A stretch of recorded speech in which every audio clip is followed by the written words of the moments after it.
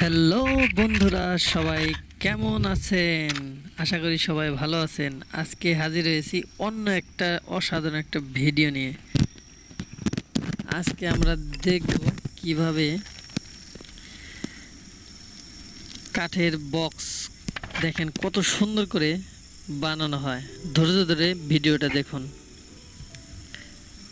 প্রথমে যেটা ভাবছেন সেটা হবে না, পরবর্তীতে দেখবেন অন্য কিছু। দেখেন প্রত্যেকটা কাগজের মধ্যে নকশা করে নেওয়া হয়েছে।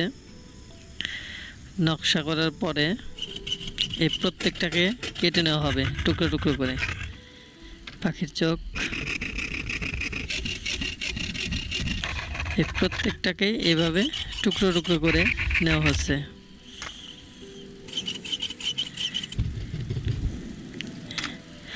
এগুলো কাটা শেষ হয়ে গেলে এবার এগুলোকে ভালো করে ঘষে সুন্দর করে নেওয়া হচ্ছে। এভাবে প্রত্যেকটা ঘষে ঘষে সুন্দর করে নেওয়ার পরে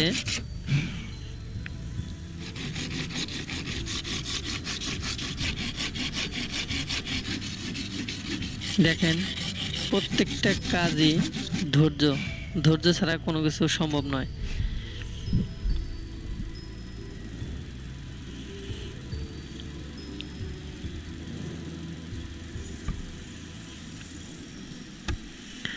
এখন আসল কাজ সেটা হচ্ছে বক্সগুলো তৈরি করার জন্য প্রথমে কাঠগুলোকে পরিমাণ মতো কেটে নেওয়া হচ্ছে।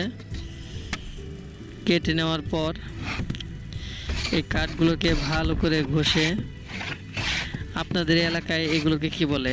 আমাদের এলাকায় এগুলো পরে রান্দা।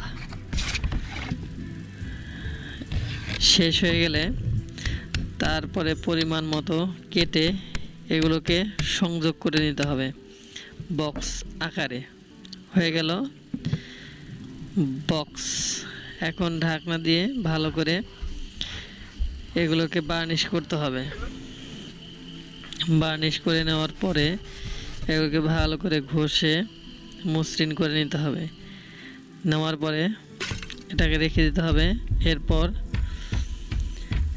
এগুলোকে আবার বার্নিশ করার জন্যে এক ধরনের মাটি ব্যবহার করা হবে। এগুলোকে গুঁড়ো গুঁড়ো করে ছেঁকে পেস্ট করে নিতে হবে। এরপর পানি মিশিয়ে এগুলোকে পেস্ট করে নেওয়া হবে। পানির মতো কালার কি এগুলো দেখেন বন্ধুরা, এক ধরনের পেস্ট তৈরি হয়ে গেল।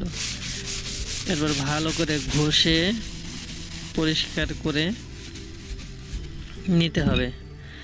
নেওয়ার পরে এগুলোকে ভালো করে আবার সেই পেস্টগুলো মাখিয়ে নিতে হবে পুরা কাঠটুকুকেই।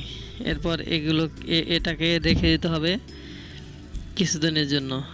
রেখে দেওয়ার পরে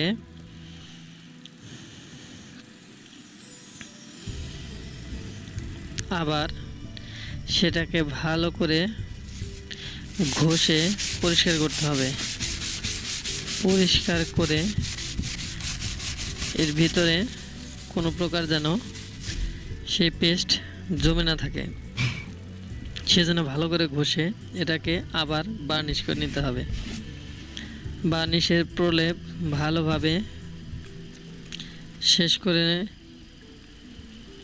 এটাকে রেখে দিতে হবে কিছুদিনের জন্য, কারণ এটাকে রঙটাকে আরও উজ্জ্বল এবং মসৃণ করে তুলবে।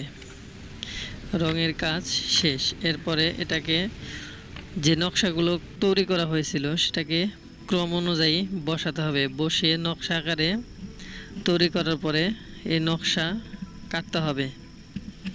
নকশা কাটা হয়ে গেলে এগুলোকে ফেলে দিতে হবে। ফেলে দেওয়ার পরে উপর দিয়ে আবার ভালোভাবে এক ধরনের মেডিসিন দিতে হবে। দেওয়ার পরে এটাকে নকশা আকারে রূপ দিতে হবে। দেখেন বন্ধুরা কিভাবে কত ধৈর্য সহ এই জিনিসটা তৈরি করতেছে। ধৈর্য না থাকলে আসলে কোনো কিছু সম্ভব হয় না। প্রত্যেকটা কাজে প্রত্যেকটা কর্মে আপনাকে ধৈর্য নিয়ে কাজ করতে হবে। আপনি যে কাজই করেন না কেন, ধৈর্য না থাকলে কখনো কোনো কাজই করা সম্ভব নয়। তবে সেটা ভালো কর্ম হতে হবে। দেখেন এটাকে কত সুন্দরভাবে রূপ দেওয়ার জন্য প্রথমে যেটা ভেবেছিলেন সেটা হয়নি, এরপর নকশা হয়ে গেলে এরপর আবার প্রলেপ দিতে হবে। প্রলেপ দেওয়ার পরে এর প্রত্যেকটা উপরে যে নকশা তৈরি করা হয়েছিল সেটা বসিয়ে দিতে হবে। বসিয়ে দেওয়ার পরে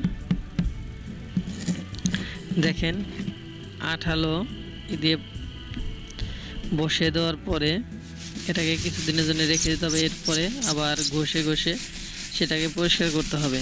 এভাবে পরিষ্কার হয়ে গেলে এরপর আবার নকশাটাকে ডিজাইন করতে হবে। ডিজাইন করার পরে দেখেন কত ধৈর্য নিয়ে সে তৈরি করতেছে। ধৈর্য ছাড়া কোনো কিছুই সম্ভব নয়। তাই সবাই ধৈর্যশীল হন আর সৃষ্টিকর্তার উপর বিশ্বাস রাখুন। আপনি যে কর্ম করছেন অবশ্যই সেই কর্মের মধ্যে ভালো কিছু রয়েছে। দেখেন সৃষ্টিকর্তা সবার প্রতি দয়াশীল। দেখেন কত সুন্দর একটা বক্স তৈরি হয়ে গেল। দেখছেন? ওয়াও, না দেখলে আসলে বিশ্বাস করা যায় না। তো দেখা হচ্ছে পরবর্তী কোনো নতুন ভিডিওতে। সবাই ভালো থাকবেন, সুস্থ থাকবেন।